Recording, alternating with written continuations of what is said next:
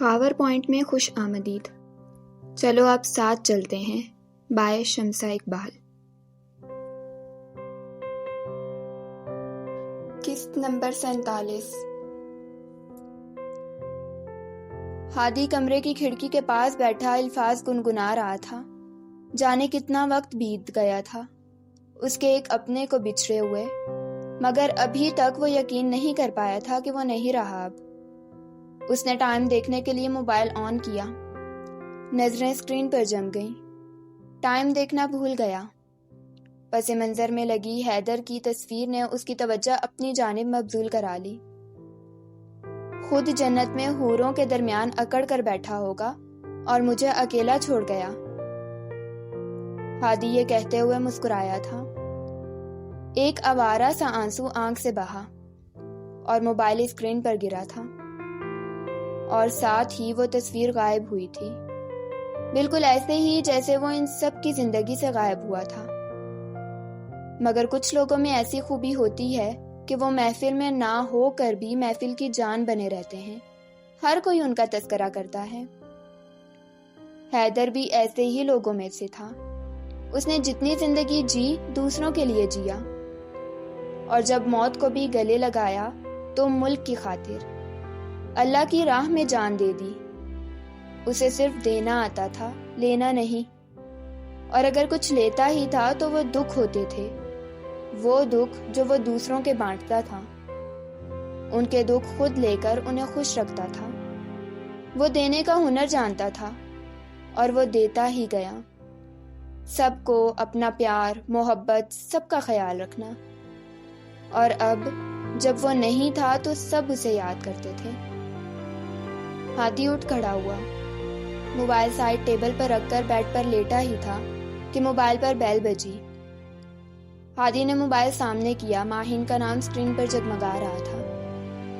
Hello ماہی، کیا ہوا؟ تم ٹھیک ہو؟ آنٹی ٹھیک ہیں؟ اس وقت ماہین کی کال دیکھ کر نہ جانے اس کے دل میں کیا کیا وسوسے جاگے تھے. السلام علیکم. ماہین کی پرسکون سی آواز گونجی. ہادی نے سکون کا سانس لیا. وعلیکم السلام. آپ سو تو نہیں رہے تھے؟ ماہی نے جھجکتے ہوئے پوچھا. میرے خیال میں ہمارے درمیان جو رشتہ ہے اس کے بعد اس تکلف کی کوئی گنجائش نہیں نکلتی، اور اگر میں سو بھی رہا تھا تو تمہیں یہ حق ہے کہ تم مجھے جگا سکتی ہو. ہادی کی بات پر ماہین کے کانوں کی لوئیں تک سرخ ہوئی تھی. اس کے لیے مزید ایک لفظ بھی بولنا مشکل ہو رہا تھا. ماہی، ہادی نے اسے پکارا تھا. جی. دھیمی سی آواز گونجی تھی. کچھ کہنا چاہ رہی ہو؟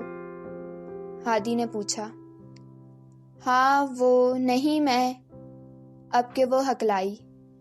ماہی، آرام سے بتاؤ مجھے کیا ہوا ہے، میں سن رہا ہوں. ہادی نے اس کا حوصلہ بڑھایا. مجھے نہیں پتا آپ کیا سمجھیں گے اس بات کو، مگر میں کیا کروں؟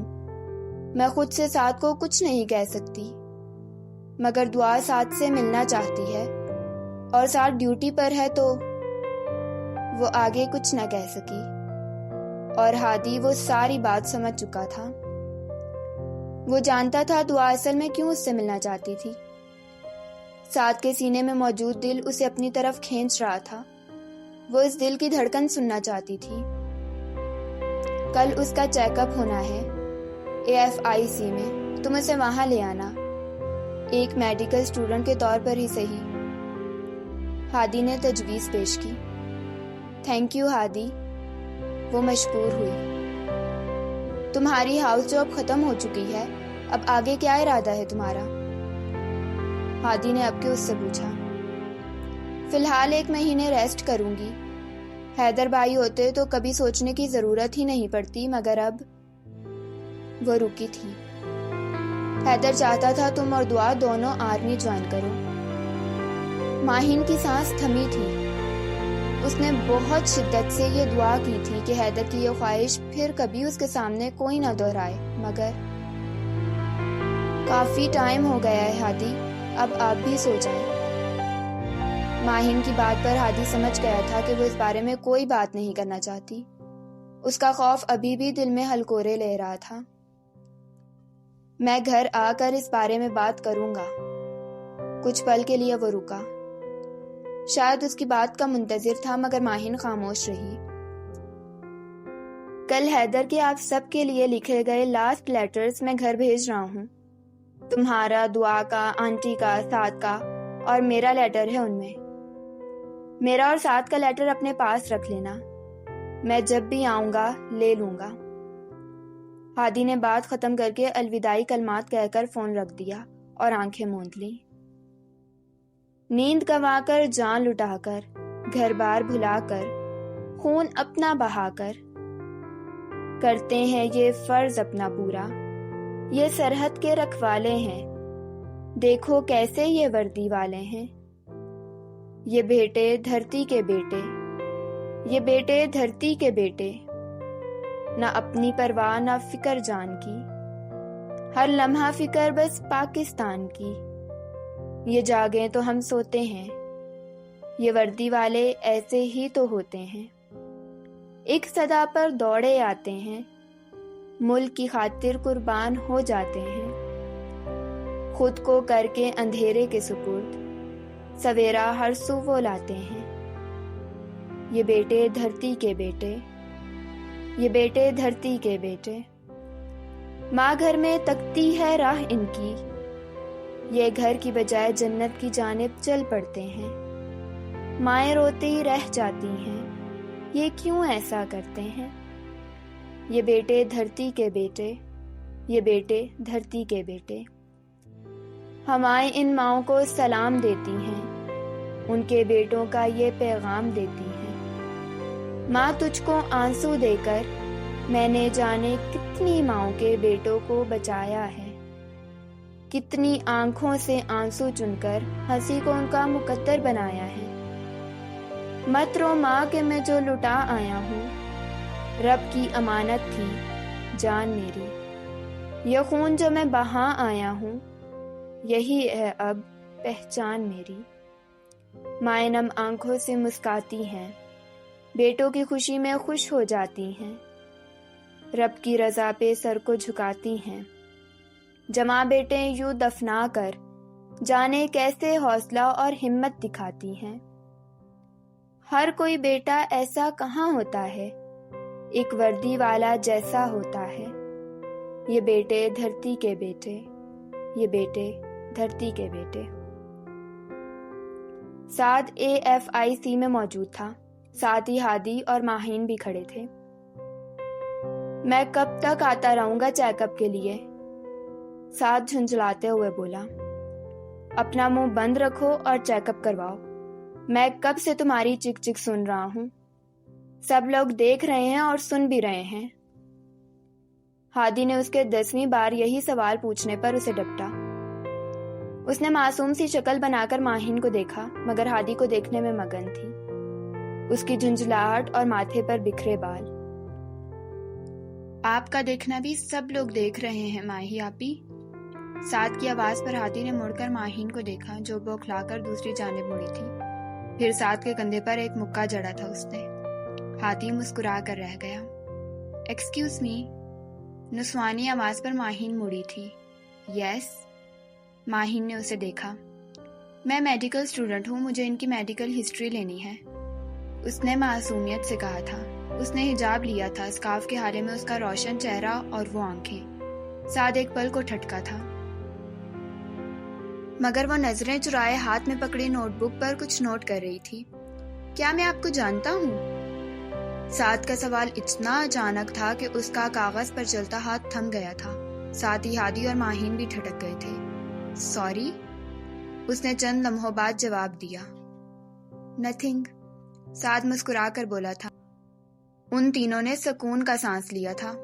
وہ سوال پوچھتی جا رہی تھی اور سعد جواب دے رہا تھا۔ اس کے بعد وہ اسٹیتھوسکوپ لے کر آگے بڑھی، آلہ کانوں میں لگا کر اس کے دل پر رکھا۔ 1 2 3 لمحے جیسے رک سے گئے تھے، وقت کی گردش تھم گئی تھی، زمانہ ٹھہر گیا تھا۔ وہ اس دل کا دھڑکنا سن رہی تھی۔ سعد اسے حیرت سے دیکھ رہا تھا۔ سامنے کھڑی لڑکی کے عمل میں بے خودی کی سی بے خودی تھی۔ سعد کو پہلے جو شک معلوم ہو رہا تھا وہ یقین میں بدل رہا تھا۔ کون ہے یہ لڑکی؟ کیوں مجھے لگ رہا ہے میں جانتا ہوں اسے۔ میرے گھر، میرے کمرے میں یہ کیسے آ سکتی ہے، جبکہ میرے خیال میں ہم میں سے کوئی بھی اسے نہیں جانتا، مگر اس کی آنکھیں۔ سعد ناسمجھی کے عالم میں اسے دیکھ رہا تھا۔ وہ پلکوں کی باڑ آنکھوں پر گرائے اس دل کی دھڑکن سن رہی تھی۔ اس نے پھر آنکھیں کھولی، پہلو میں گرا ہاتھ اوپر کو اٹھایا۔ ہاتھ کی کپکپاہٹ سعد دیکھ سکتا تھا۔ سعد بنا پلک جھپکے اس کا ہر انداز دیکھ رہا تھا، جبکہ ہادی اور ماہین ساکت کھڑے تھے۔ اس نے ہاتھ آگے بڑھایا۔ سعد کے شک کی تصدیق ہونے جا ہی رہی تھی، وہ ہاتھ رکھنے کو ہی تھی جب اسے کندھے پر دباؤ محسوس ہوا۔ اس کا بڑھتا ہاتھ تھم گیا تھا، گویا وہ ہوش میں آئی۔ ہو گیا مس، اب ان کی ECG ہوگی، آپ کسی اور پیشنٹ سے ہسٹری لے لیں۔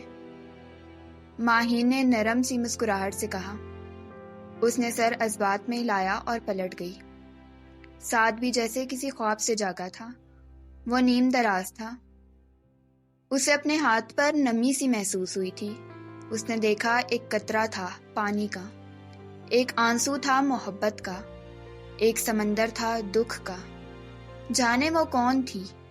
سعد بس سوچ کے رہ گیا، کیونکہ اتنا تو وہ جان گیا تھا کہ ماہین اور ہادی سے کچھ بھی پوچھنا بیکار ہے۔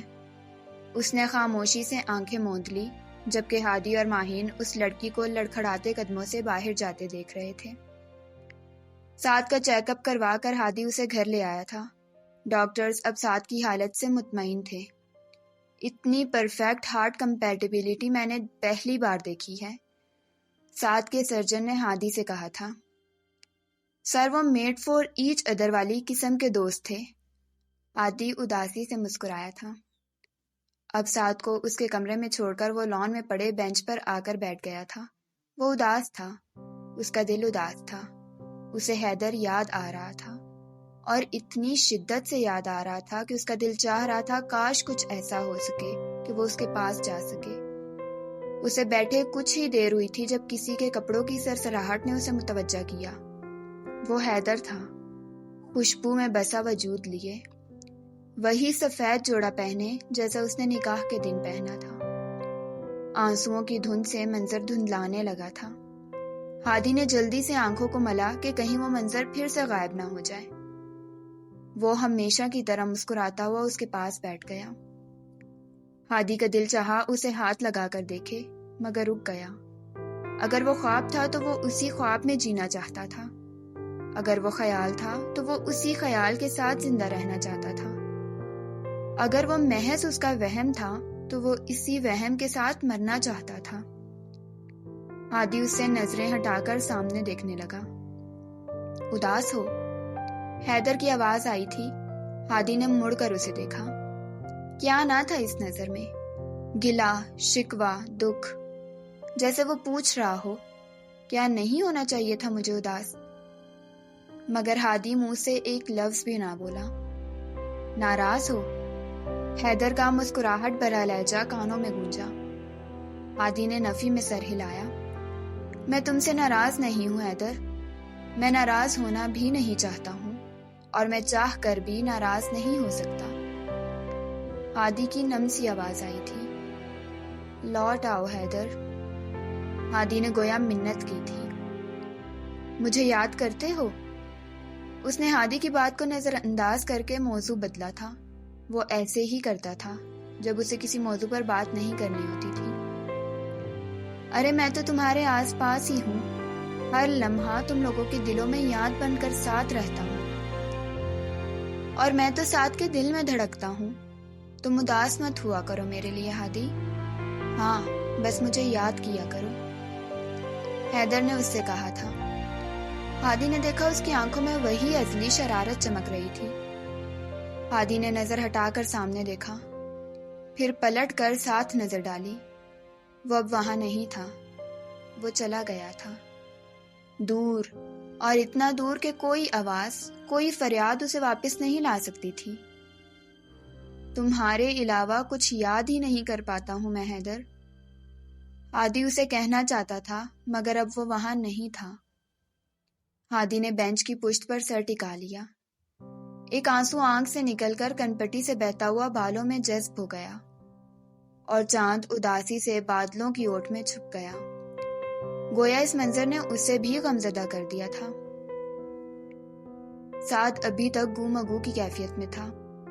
वो कमरे में यहां से वहां टहल रहा था। कौन है वो लड़की? क्यों बार बार इस तरह मेरे सामने आ जाती है? वो सख्त बेचैन था। माही आपी और हादी बाई उसे मेरा वहम कहकर टाल देते हैं, जबकि मैंने हॉस्पिटल में उनके तासुरात देखे थे। मुझे ऐसा क्यों लग रहा है कि वो उसे जानते हैं? कुछ है ऐसा जो सब मुझसे छुपा रहे हैं। साद इस शराबी कैफियत में कभी सोफे पर जा बैठता तो कभी साइड टेबल पर टिक जाता। अगर वो वही लड़की है जो मेरे कमरे में आई थी तो मैं उसे नहीं जानता। मैंने अब से पहले उसे कहीं नहीं देखा, तो फिर वो मेरे कमरे में आई तो आई कैसे? और हादी बाई और माही आपी क्या छुपा रहे हैं मुझसे? वो सोच सोचकर जब थक गया तो बेड पर जाकर बैठ गया। इतनी खूबसूरत और मासूम लड़की हमारी फैमिली से तो हो ही नहीं सकती। वो साद ही क्या जो ज्यादा देर तक संजीदा रह सके। तो फिर कौन है वो लड़की? कोई सिरा उसके हाथ ना आ सका तो थक कर लेट गया। साद, तुम्हारे इतने बुरे दिन भी नहीं आए कि एक अनजान लड़की के बारे में सोच सोच कर अपनी नींद कुर्बान करो, वो भी ऐसी लड़की जिससे तुम्हारा कोई शरई रिश्ता ना हो। उसने अपने सर पर खुद चपत लगाई। मुझे उसे देखना ही नहीं चाहिए था। लड़कियों पर नजरें डालने से भी वो मैली होती हैं, और मैं कभी नहीं चाहता मेरी वजह से किसी के साथ कभी ऐसा हो। साद ने मुस्कुरा कर सोचा था और आंखें मूंद ली। कुछ ही देर में वो नींद की वादी में पहुंच चुका था।